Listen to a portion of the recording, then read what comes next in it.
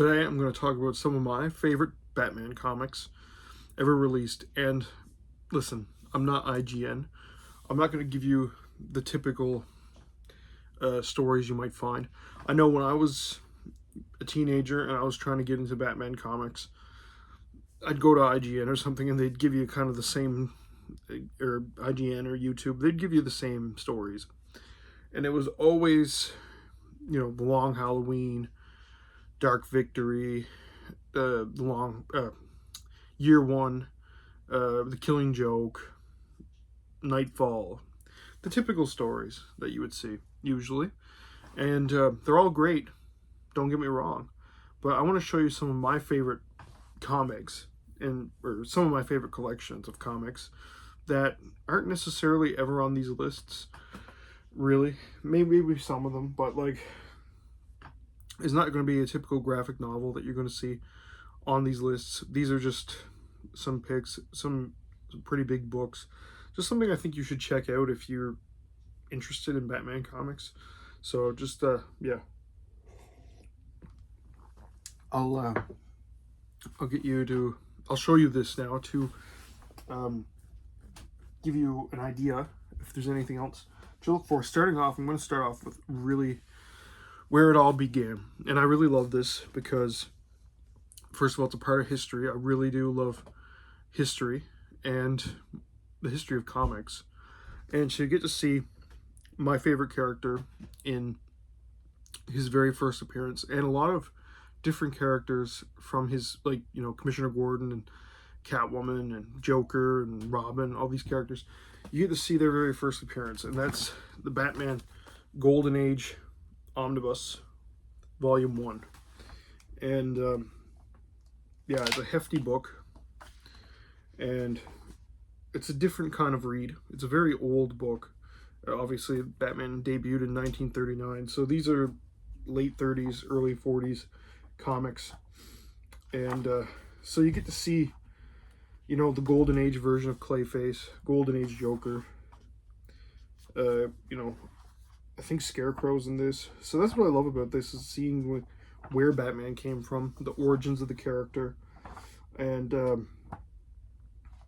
yeah, just like back when Bill Finger and Bob Kane and Jerry Robinson and all of them were crafting these stories and creating this iconic artwork. And it is old, but to me it's a piece of time, and I love to read it. I love to look through it. Some classic stuff, some old, very old comics, but I kind of love that. You see the Joker, his first appearance. This is a part of history, and I think it should be, if you're a Batman fan, you should try to include it in your collection. And it may not be the greatest read of all time or the deepest stories, but I think it's, if you're a Batman fan, how could you not love having that piece of history? Next, this one is kind of Long Halloween and Dark Victory adjacent, but it's one of my first trade paperbacks I've ever owned, Batman Haunted Knight. And the thing I like about this is that it's 3 different stories, and I'm a little biased when it comes to this because it centers around, I think, Halloween night. And the first story is Scarecrow. It's a Scarecrow story, and he's my favorite Batman villain. And the second story is a Mad Hatter story, and I also really love the Mad Hatter. I think he's underrated. So you get some really cool Tim Sale artwork, and yeah, the Mad Hatter story is pretty cool. You get to see, the Mad Hatter there. So and then there's another story that's kind of like the Christmas Carol, but with Batman and Halloween instead of Christmas. And that's my least favorite story in the collection, but I am a little biased for the other two because they contain some of my favorite characters. And it's not very often we get a good Scarecrow story or Mad Hatter story. There are 2 characters that have a lot of wasted potential. So I always like reading it. I love reading it around Halloween. So I'll say that. Next we have Batman: The Run by Len Wein. Classic comic book writer. He's the guy who created the Hulk and not the Hulk, sorry, Wolverine and he created like Swamp Thing and stuff. I was thinking about the Hulk and Wolverine in that issue, them crossing over. He created Wolverine, so he's an iconic writer in my opinion. I really like his stories, and there's a lot of stuff in here, like just Bronze Age Batman. You get to see like the old version of Mr. Freeze before he was, you know, a tragic character. He was just looking like that, like, and he was just a generic Freeze villain. But I thought it was cool. There's so many, like, you know, you get to see Preston Payne's Clayface, which is a very interesting take on Clayface, in my opinion. I think he's a really cool Clayface. If you haven't heard of Preston Payne Clayface, check it out. Like, he has to wear this suit. He's just like, whoever he touches melts. It's a pretty cool character, in my opinion. And you get to see some other DC characters in there, like Jack Ryder, the Creeper, which is a really crazy character. They have like deep cut villains in this. Sterling Silversmith, like, there's just you get to see the Gentleman Ghost. That's pretty cool. I always consider Gentleman Ghost as a Hawkman villain, but, like, you know, he shows up in Batman stuff all the time. I really think people should check this out.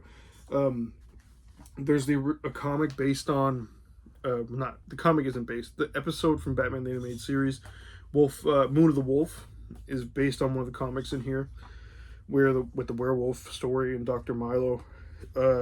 There's an issue where Captain Boomerang and Batman fight. Flash's villain, Captain Boomerang, fights Batman. You get to see the old classic kind of looking Catwoman. So there's just so many good stories in here. Oh, there's Professor Milo. So yeah, you get a lot of cool stories in this. A lot of different iconic villains, a lot of deep cut villains, some great artwork. You get to see, I like this because you get to see so many deep cut characters, and that might not be everybody's cup of tea, but man, you get to see Catman in this. I think it's really cool.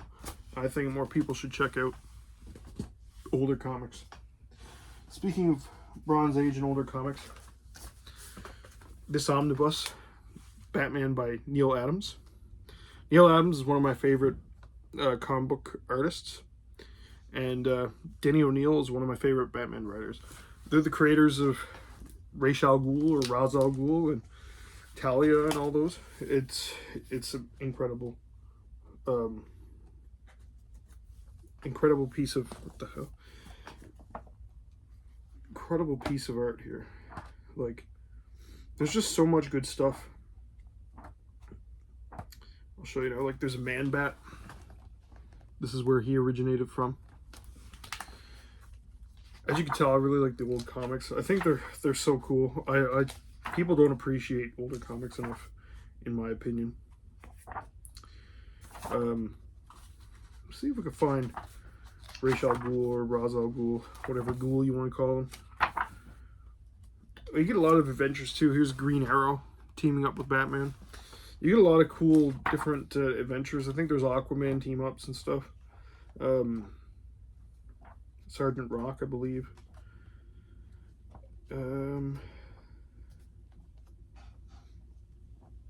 Yeah, there's so much. There's a Joker story, the classic iconic Joker Neil Adams cover from what was it, 251, I believe. And yeah, so the classic Ra's al Ghul, Ra's al Ghul story. This stuff's awesome. This book is amazing. I'm not sure if they're reprinting it or not, but I hope they do.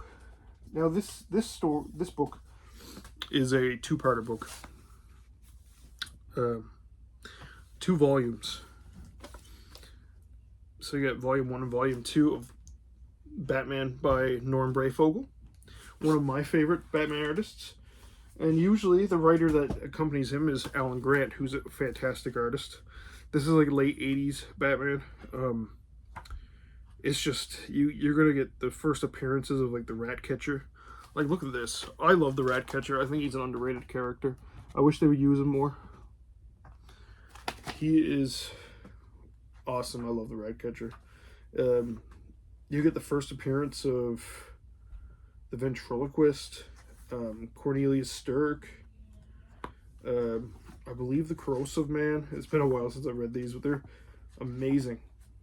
You get some more Preston Payne. There's the Clayface story in this.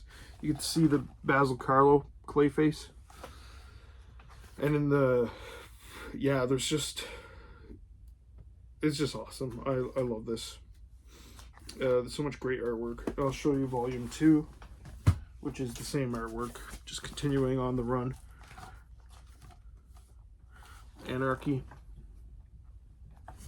See, that's what I like about Batman comics. I mean, there's so many characters that you don't get to see in the movies or the shows because they just don't use them. And there's so many interesting stories you could adapt, but they go for the same ones. Like, they're making animated movies about the Long Halloween over and over, and stuff like that. And every Batman live action movie is inspired by Year One and the Long Halloween. And it's like you have a whole collection of Batman comics that you could really use. There's the Scarecrow, my boy. Yeah, incredible.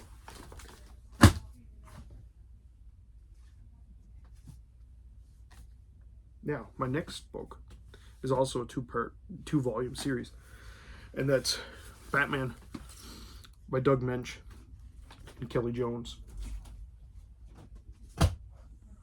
I love Kelly Jones's work on Batman, and I love Doug Moench's writing. So this is Kelly Jones may not be the most popular type of artist for Batman, or like in general, because he has a different style, very horror-esque style. But I like that. I think it's awesome. So you got Two-Face. Really cool. I like just the atmosphere of these books, the way he draws the skylines and the towers and the shadows, and it's just, I think Kelly Jones is awesome. You get some cool crossovers, Batman and Deadman. Just being able to see all this is just incredible, in my opinion. There's the second volume. Man-Bat. But look how dark and just gothic it is. That's a villain, one-shot villain called Nobody, I believe. Or something like that. He's, and then you get the Etrigan the Demon. This is all really cool. Like, just such great, fun stories. Like, there's not everything has to be super connected. It's individual stories. And in saying that, I really like these Legends of the Dark Knight because I love anthologies, so you get a lot of single issue stories from different creatives just telling their own style story for Batman. Just no continuity, just write a story, and I really enjoy that. I think it's not just this volume in particular. There's a whole volume of this, and a whole series. Like, there's 5 volumes. I think they're great. Lastly, Cycle of Violence. Now, this is a random one from the New 52. Like, most people would pick Court of Owls. And the reason I'm not choosing Court of Owls is because you all know who the Court of Owls are. You've all probably read it if you've read a Batman comic. It's very popular. You've probably heard a lot of people talk about it.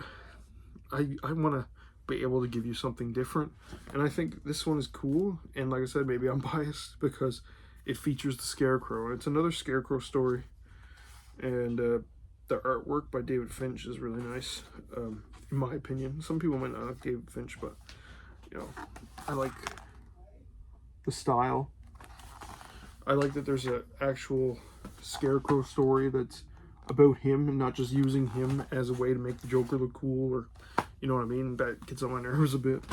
So there you have it. Some stories, some books that I recommend checking out if you're a Batman fan, and if you're looking to get into comics, and the only thing you've ever seen was the Killing Joke in Year One and Long Halloween over and over and over. So yeah, hope you guys enjoyed. Please like, please comment down below what you think about this video, and if there's any comics that you prefer, like, just let me know in the comments.